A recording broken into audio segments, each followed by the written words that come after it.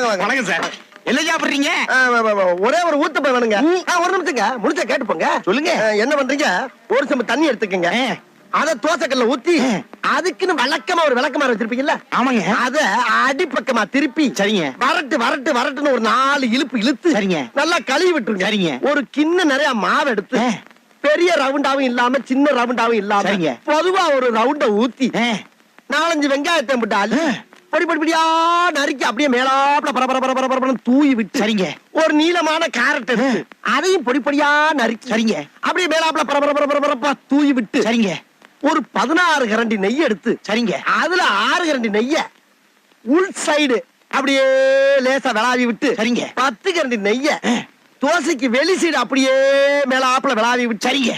இட்லி பொடி இருக்கு பாத்தீங்களா, அத அப்படியே அள்ளி மலை சாரல் மாதிரி அதை மேலாப்ல பரபரன்னு அப்படியே பேய விட்டு சரிங்க.